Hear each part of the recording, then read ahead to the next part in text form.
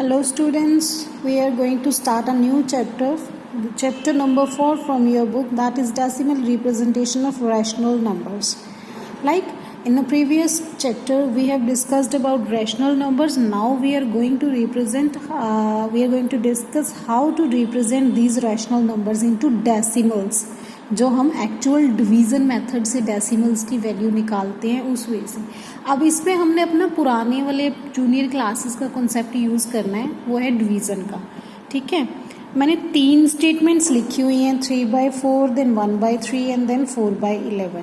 ठीक है, अब तीनों को साथ साथ में लिखने का एक मोटो है, इसमें आपको जो है आइडेंटिफिकेशन होएगी कि हम क्या पढ़ने जा रहे हैं। ठीक है, look at the first statement. जब मैंने 3 को डिवाइड किया 2 के साथ, राइट, तो मेरे पास आ गया 2 1 ज़ा 2, 1 रिमाइंडर, देन डेसिमल लगाया 0 आ गया और 5 to 10, तो मेरे पास जो वैल्यू आ गई इसको डिवाइड करने के बाद वो आ गई 1.5। और ये क्या है, डेसिमल रिप्रेजेंटेशन हो गई 3/2 की, हमने डेसिमल की फॉर्म में रिप्रेजेंट कर दिया। राइट, अब एक ऐसा नंबर लिया, ये भी रैशनल नंबर है, 1/3 है, p/q की फॉर्म में है, तो ये भी एक रैशनल नंबर है।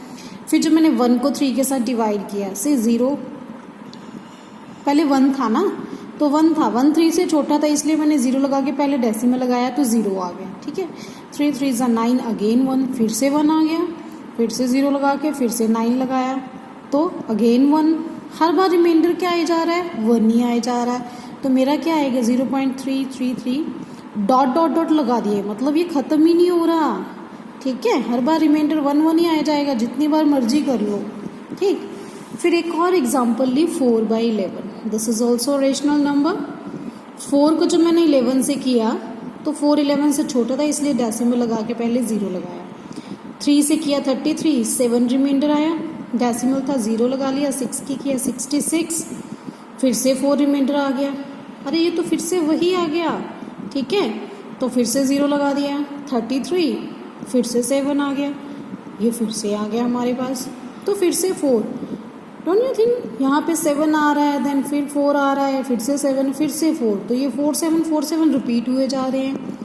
तो यहाँ पे क्या हो रहा है, 3 6 रिपीट हो रहा है। ठीक है, अब तीनों स्टेटमेंट्स को देखो, यहाँ पे 1.5 था, फिनिश, यहाँ पे तो बढ़ता ही जा रहा है, यहाँ पे भी सेम प्रोसेस है।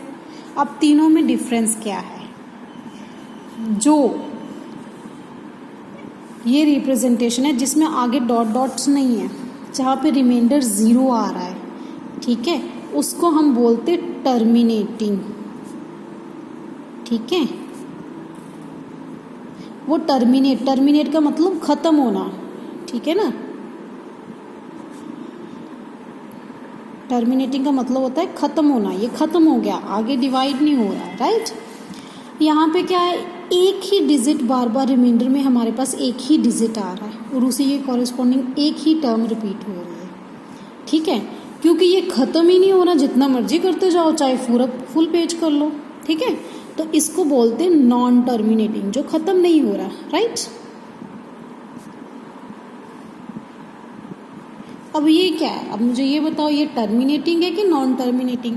अरे ये भी नॉन टर्मिनेटिंग है, ख़त्म हो रहा है, नहीं हो रहा, 7 4 7 4 7 4 चलता जाएगा, so this is also non terminating. ठीक है, ये तो है बच्चे, डिवीज़न करके हमने फाइंड आउट करना है। आप 1-2 स्टेप कर लो, उसके बाद पता चल जाता है कि वो क्या रिपीट हो रहा है या नहीं रिपीट हो रहा। अब टर्मिनेटिंग का तो ठीक है, रिमाइंडर 0 आ गया, जैसे ही 0 आया वो ख़त्म हो जाता है, आगे चलता ही नहीं है। प्रॉब्लम कहाँ पे आती है, इन दोनों पे, नॉन टर्मिनेटिंग के केस में। ठीक है, अब इनको एक स्पेशल वे से हम रिप्रेजेंट करते हैं। ठीक है, वो कौन सा वे है, जो टर्म रिपीट हो रही है, ठीक है, उसके ऊपर बार लगाते हैं। 0.3, ये 3 रिपीट हो रहा है, तो उसके ऊपर बार लगा देते हैं, इसको बार बोलते हैं। ठीक है, ये क्या रिप्रेजेंट करती है कि ये वाला डिजिट जो है वो रिपीट हो रहा है। ठीक, अब यहाँ पे क्या रिपीट हो रहा है, 3 6 रिपीट हो रहा है, तो यहाँ पे हम 0.36 दोनों के ऊपर बार लगाएंगे, क्योंकि ये दोनों रिपीट हो रहे हैं। क्लियर हो गया?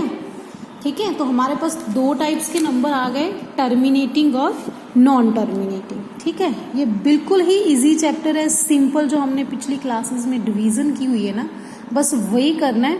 उसको आगे थोड़ी सी नेमिंग में कन्वर्ट कर दिया, टर्मिनेटिंग मतलब ख़त्म हो रहा है कि नहीं हो रहा, ठीक है।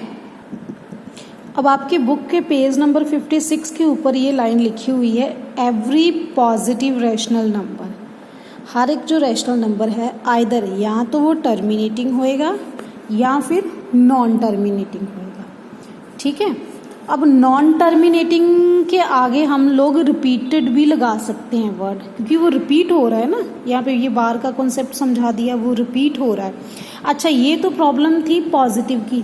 अगर मेरे पास 1/3, ये जैसे 1/3 लिखा हुआ है ना, यहाँ पे -1/3 हो तो क्या करोगे बच्चे? कुछ नहीं करना, जैसे हमने ऊपर डिवीज़न की थी 1/3 की, बिल्कुल वैसे ही आपने इनकी डिवीज़न करनी है। जो रिजल्ट आएगा, यहाँ पे माइनस है तो यहाँ पे भी माइनस लगा देना है। माइनस का डिवीज़न के साथ कोई लिंक नहीं, माइनस इज जस्ट साइन, ठीक है ना। साइन समझते हो ना, कलर है, ठीक है ना। अगर रेड बॉल्स हैं तो जो रिजल्ट भी निकलेगा वो भी रेड ही होएगा, तो वो एक साइन है जो आपने उसके साथ अटैच करना है, ठीक है बेटे। डिवीज़न बिल्कुल वैसे ही करनी है।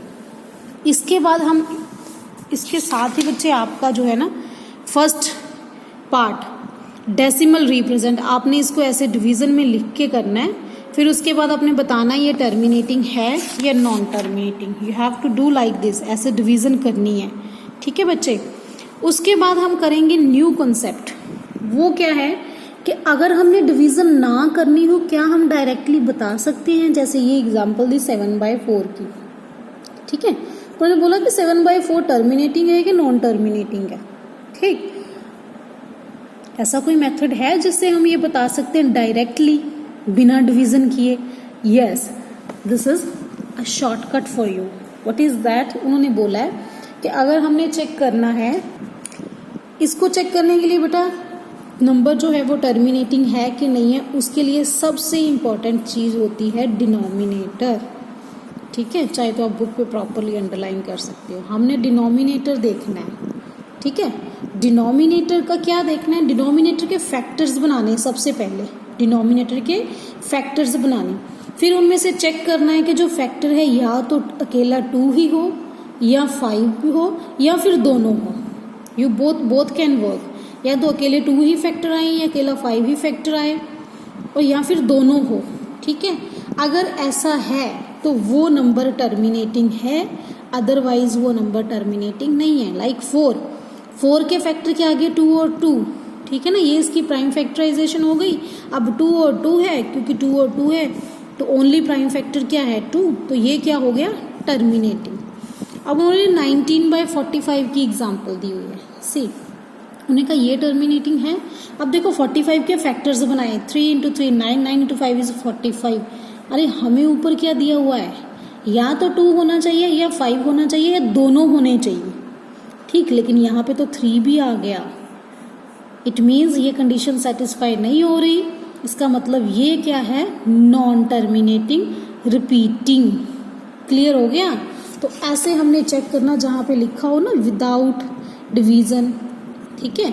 अब देखो 64 के फैक्टर्स बनाए उन्होंने, ठीक है। 64 के फैक्टर सारे के सारे 2 आ रहे हैं। मेक श्योर हमारी कंडीशन क्या? 2 5, सारे के सारे 2 आ रहे हैं। बेटा सम जो है आपने करना भी ऐसे, आपकी बुक की एक्सरसाइज का सेकंड सम है। सबसे पहले आपने डिनोमिनेटर की प्राइम फैक्टराइजेशन लिखनी है। प्राइम फैक्टराइजेशन ऑफ 64 इज, अब ये निकालते कैसे? कुछ बच्चों को डाउट होएगा, बच्चे वो एलसीएम वाला कॉन्सेप्ट करते हो ना आप, स्टार्ट फ्रॉम 2 से ही शुरू होना है ना। तो 3 to 6, 2 to 4, अगेन 2 पे किया, 2 1s are 2, 6 to 12, again 2, 8 to 16, again 2, ठीक है। 4 to 8 and 2 2s are 4।